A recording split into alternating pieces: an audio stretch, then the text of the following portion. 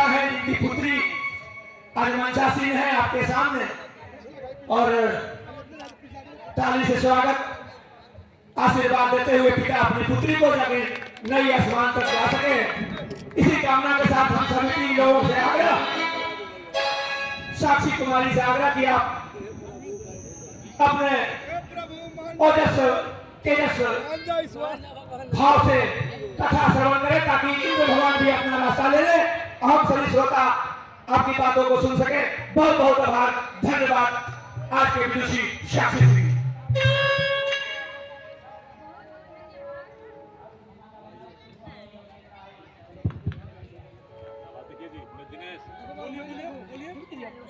Hello,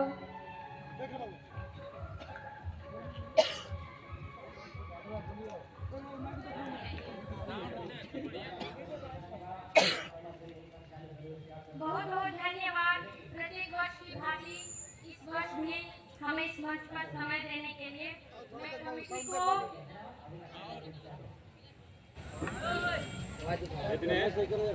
मैं committee को हृदय से आभार व्यक्त करती हूँ।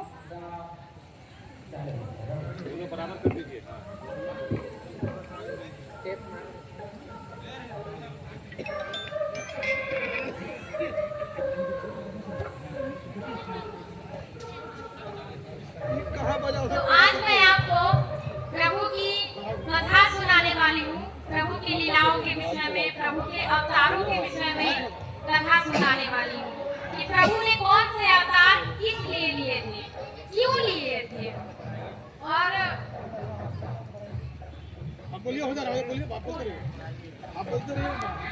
मैं आपको एक बात बता दूं कि कल भी मेरा प्रवचन है, तो आप लोग कल भी सुनने के लिए आइएगा। सर्वप्रथम मैं अपनी कथा आरंभ करने से पूर्व प्रभु का आशीर्वाद लूंगी, और मैं अपने माता पिता के श्री चरणों में नमन करती हूँ, मुझे आशीर्वाद दे। और मैं अपने मार्गदर्शक कैलाशपति श्री मिश्र को श्री चरणों में नमन करती हूँ, यदि मेरे स्वर उन तक पहुँच रहे हो तो मुझे आशीर्वाद दे। तो आज की कथा मैं प्रारंभ करती हूँ। प्रारंभ करने से पूर्व मैं आपको बता दूं कि प्रभु ने कौन से अवतार कौन से लिए थे। प्रभु के 24 अवतार हैं, जिनमें से 23 हो चुके हैं और 24वां अवतार कलयुग में होने वाला है। पहला है श्री सनकादि मुनि, वराह अवतार, नारद अवतार, नर नारायण अवतार, कपिल मुनि, दत्तात्रेय अवतार, यज्ञ अवतार, भगवान ऋषभ देव, आदिराज पृथु, मत्स्य अवतार, कूर्म अवतार, भगवान धन्वंतरी, मोहिनी अवतार, भगवान नरसिंह, वामन अवतार, हैग्रीव अवतार, श्री हरि अवतार, परशुराम अवतार, महर्षि वेद व्यास, ये भगवान श्री विष्णु जी के ही अवतार थे। वेद व्यास जी जिन्होंने महाभारत लिखी थी। हंस अवतार, श्री राम अवतार, श्री कृष्ण अवतार, बुद्ध अवतार और कल्कि अवतार, जो संबलपुर गांव में, जो उड़ीसा में है, गौर ब्राह्मण के यहाँ विष्णु यश उनके पिताजी का नाम होगा। विधवा स्त्री के गर्भ से वो जन्म लेंगे, वो उनका कल्कि अवतार कहलाएगा। तो इस प्रकार भगवान के 24 अवतार थे, जिनका वर्णन मैं आप सभी के समक्ष कर चुकी हूँ। तो इन्हीं में से मैं कुछ अवतारों के विषय में आपको बताने वाली हूँ कि प्रभु ने वो अवतार क्यों लिए थे। सर्वप्रथम मैं आपको वराह अवतार का कथा सुनाऊंगी।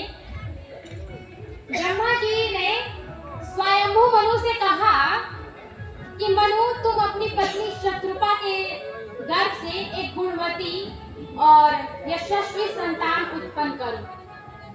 मनु जी ने कहा, आप पाप नाशक हैं, पिता हैं, मैं आपकी आज्ञा का पालन अवश्य करूंगा, परंतु पहले ये तो बतलाइए कि मेरी होने वाली भावी प्रजा कहाँ रहेगी, क्योंकि प्रलय से लेकर अब तक पृथ्वी जल में डूबी हुई है।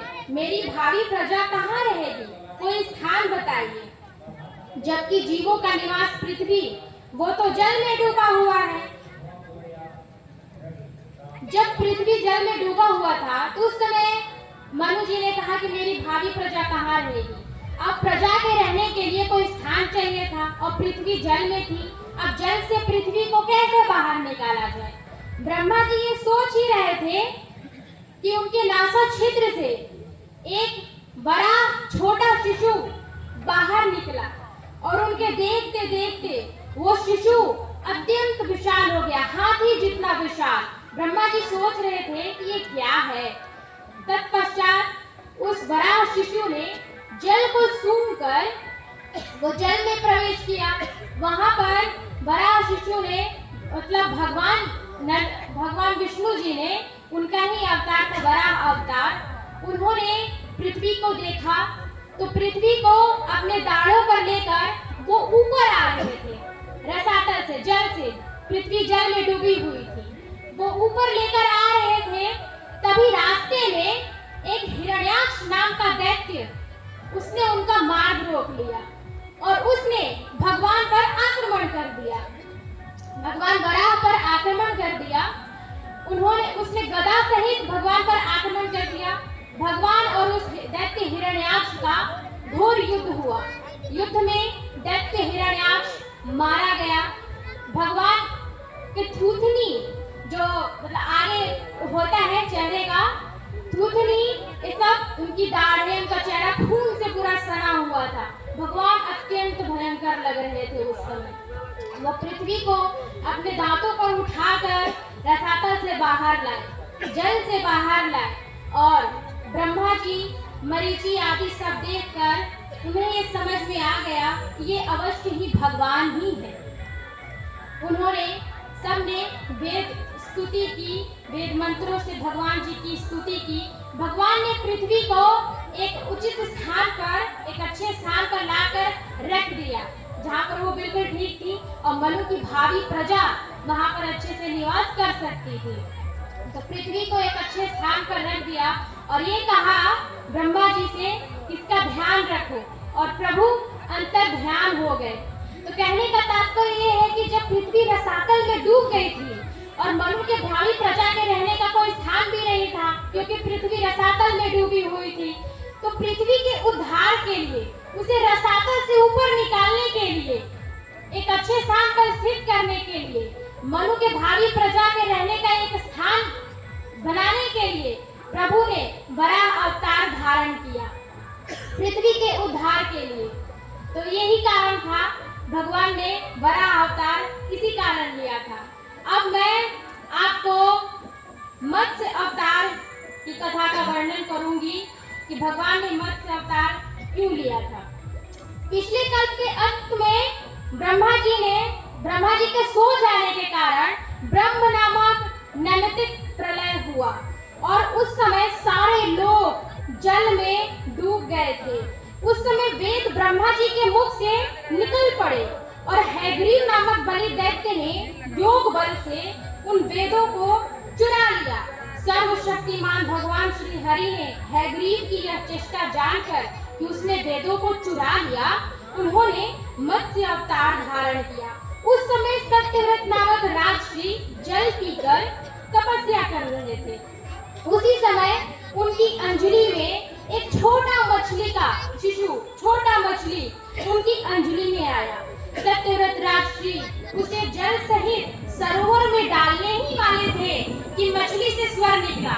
मछली ने बोला कि मैं जल के प्राणियों से अत्यंत चिंतित हूँ और आप मुझे फिर से सरोवर में डाल रहे हैं। मैं उन जंतुओं से बहुत दुखी हूँ, आप मुझे सरोवर में मत डालिए। मछली की दीनता भरी वाणी सुनकर, करुणा भरी वाणी सुनकर उन्हें मछली को बहुत दया आई और उन्होंने मछली को अपने कमंडल में रखकर अपने आश्रम ले आए। मछली ने कहा, थोड़ी देर में मछली कमंडल में था, थोड़ी देर में मछली वो उस कमंडल में पड़ी हो गई और उसे उसका कमंडल का जल का पानी मछली के लिए कम पड़ रहा था।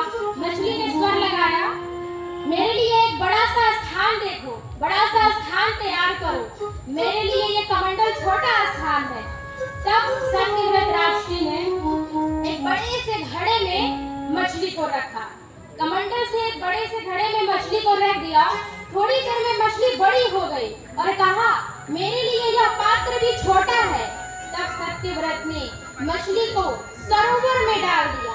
फिर मछली ने कहा, सरोवर का पानी भी मेरे लिए छोटा है, अब मुझे किसी और बड़े स्थान पर ले चलो। तब मत्स्य भगवान को सागर में डालने का योजना बनाई गई कि अब सागर में डालेंगे, क्योंकि अब सागर ही एक बड़ा सा स्थान शेष रह गया था। मत्स्य भगवान ने कहा, वहां पर तो मगर आदि खा जाएंगे, कोई बात नहीं। तो मत्स्य भगवान ने सत्यव्रत को एक बात बताई, सुनो, आज से 7वें दिन भूलोक आदि तीनों लोग समुद्र में डूब जाएंगे, प्रलय होने वाला है। आज से 7वें दिन जब डूबने लगेंगे, तब मेरी प्रेरणा से तुम्हारे पास एक नौका आवेगी। उस समय तुम समस्त प्राणियों को लेकर और सप्तर्षियों सहित उस नौका में चढ़ जाना। प्रचंड आंधी के कारण नौका डगमगाने लगेगी। तब मैं वहां इसी रूप में अर्थात मत्स्य रूप में ही आऊंगा और तुम लोग वासुकी नाग के द्वारा उस नौका को मेरी सींग से बांध देना। भगवान के बताए समय पर उसके 7वें दिन बहुत ही भयंकर आंधी, तूफान, वर्षा सब चलने लगी। प्रलय आरंभ हो गया। देखते ही देखते पानी ही पानी चारों ओर हो गया। आंधी तूफान चलने लगा। उसी समय भगवान की प्रेरणा से नौका आई। नौका में सभी प्राणियों सहित राष्ट्री, सत्यव्रत और सप्तर्षिगण सभी उस नौका में चढ़े। भगवान प्रकट हुए मत्स्य रूप में ही। उस समय नौका पूरा डोल रही थी, लग रहा था कि डूब जाएगा। तो भगवान के बताए अनुसार, उनके आदेश अनुसार राष्ट्रीय सत्यव्रत ने उनके सींग से अपनी नौका को बांध दिया, वासुकी नाग द्वारा। वासुकी नाग से अपनी नौका को भगवान के सींग से बांध दिया।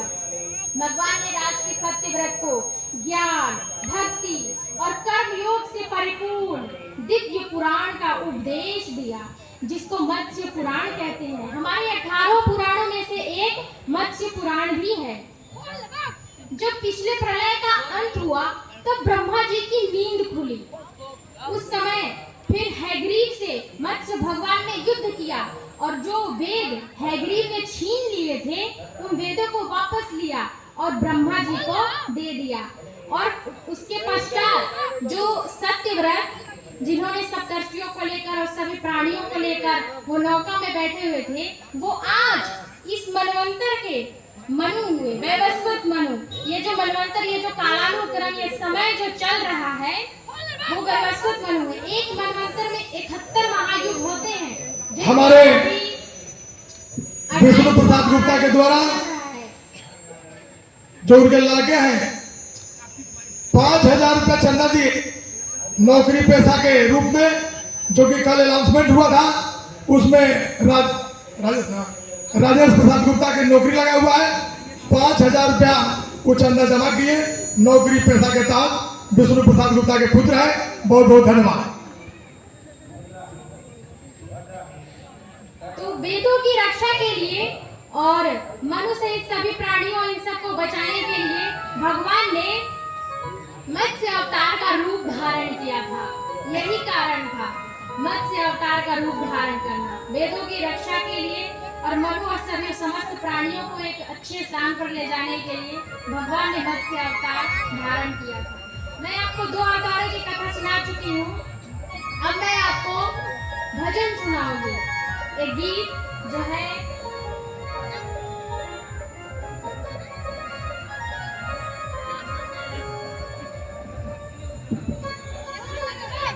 गगन तुमसे लगा बैठे, जो होगा देखा जाए।